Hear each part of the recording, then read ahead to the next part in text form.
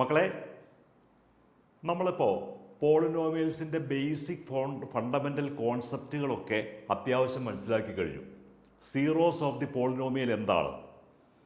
അപ്പോൾ ഇനി നമുക്ക് പെട്ടെന്ന് ആൻസർ ചെയ്യാം. ഓരോ ക്വസ്റ്റ്യൻസും നമുക്ക് പെട്ടെന്ന് ആൻസർ ചെയ്യാം.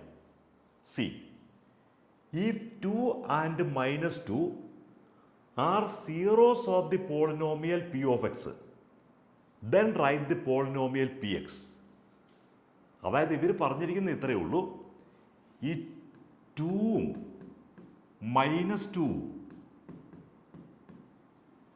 പി എക്സ് എന്ന പോളിനോമിയലിൻ്റെ സീറോസ് ആണ്.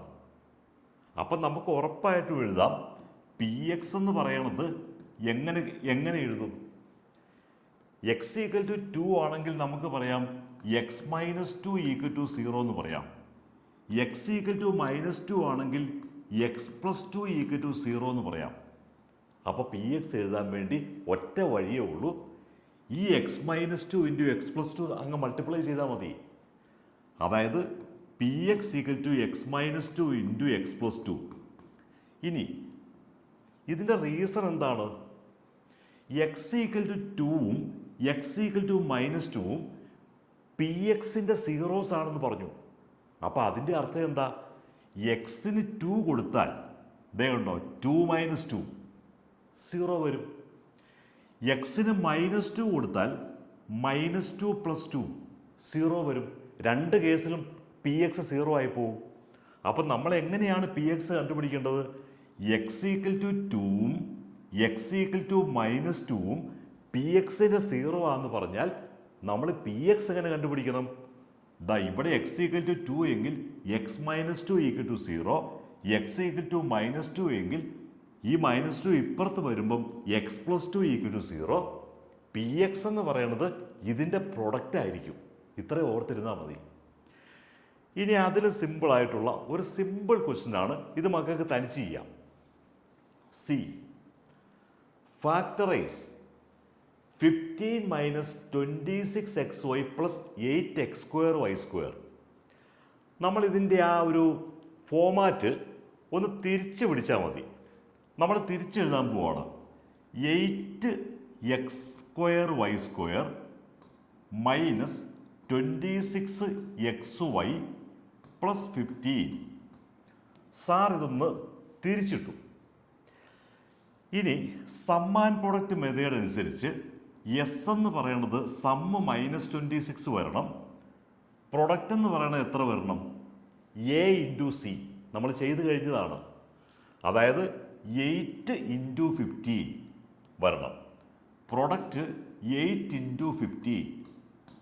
നമുക്കിത് കാണുമ്പോൾ അറിയാം 8 + 15 -26 വരികയില്ല. അപ്പം നമുക്ക് ജസ്റ്റ് ഒന്ന് ഫാക്ടറാക്കി നോക്കാം. നമുക്ക് 8നെ 4 × 2 എന്ന് എഴുതി നോക്കാം. 15നെ നമുക്ക് 5 × 3 ഇങ്ങനെ ഒന്ന് എഴുതാം. എന്നിട്ട് ഇതിനെ ഒരു 2 നമ്പറാക്കി എടുക്കണം. അതിൻ്റെ സമ്മ് -26 വരണം, പ്രൊഡക്റ്റ് ഇത് തന്നെ വരണം. ഇങ്ങോട്ട് നോക്കിയേ, ഈ 4ഉം 5ഉം കൂടി മൾട്ടിപ്ലൈ ചെയ്താൽ 20 വരും. ഈ 2ഉം 3ഉം കൂടി മൾട്ടിപ്ലൈ ചെയ്താൽ 6 വരും. പക്ഷേ ഇവിടെ സമ്മ് ചെയ്യുമ്പോൾ -26 കിട്ടണ്ടേ. നമ്മൾ ഒറ്റ സംഭവം ചെയ്താൽ മതി. 2 സ്ഥലത്ത് മൈനസ് ഇട്ടാൽ ഇത് പ്രൊഡക്റ്റ് എടുക്കുമ്പോൾ ഇത് തന്നെ കിട്ടും. -20 × -6 എടുക്കുമ്പം മൈനസും പ്ലസ് ആയിട്ട് 8 × 15 തന്നെ കിട്ടും. സം എടുക്കുമ്പം -20 + -6 എന്ന് പറയുന്നത് -26. അപ്പം നമ്മൾ രണ്ടായിട്ട് സ്പ്ലിറ്റ് ചെയ്തു, -20ഉം -6ഉം. അപ്പം നമുക്കിതൊന്ന് സ്പ്ലിറ്റ് ചെയ്തേക്കാം, മിഡിൽ ടേം സ്പ്ലിറ്റ് ചെയ്തേക്കാം. 8x²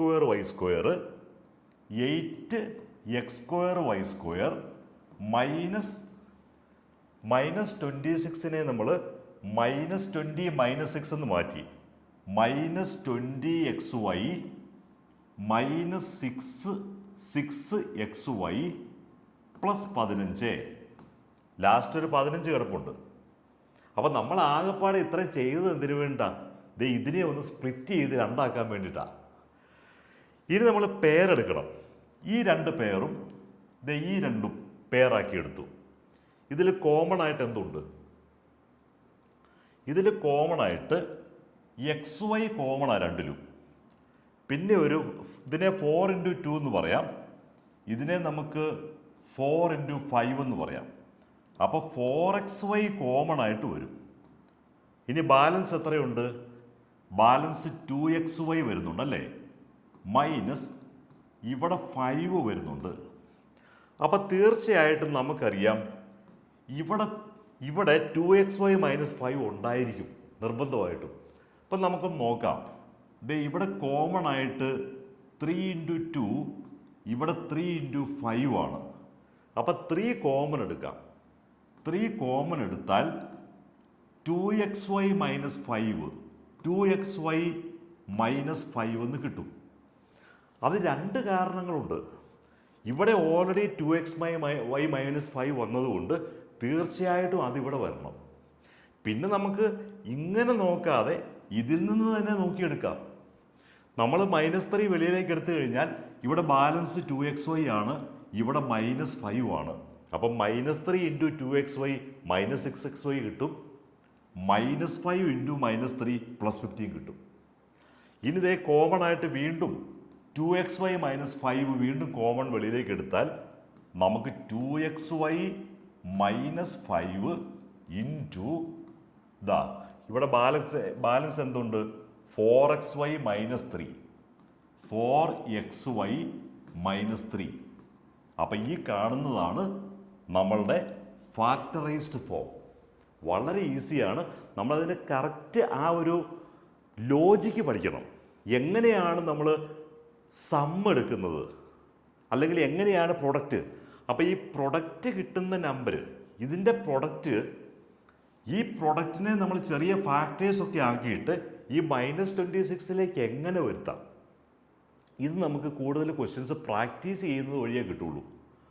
മക്കൾക്ക് അങ്ങനെയുള്ള ക്വസ്റ്റ്യൻസ് കൂടുതൽ പ്രാക്ടീസ് ചെയ്യണമെങ്കിൽ സാറിനെ വാട്സപ്പിൽ വിളിക്കുകയോ ഹായ് അയക്കുകയോ ചെയ്താൽ സാറിൻ്റെ ഓൺലൈൻ ടീച്ചേഴ്സ് മക്കൾക്ക് അത് ലൈവായിട്ട് ഇതുപോലുള്ള ക്വസ്റ്റ്യൻസ് നിങ്ങൾക്ക് PDF ആയിട്ട് അയച്ചു തന്നിട്ട് നിങ്ങൾക്ക് ചെയ്യാൻ അറിയത്തില്ലാത്തത് ആ ടീച്ചർ ഡൗട്ട് പറഞ്ഞു തരും.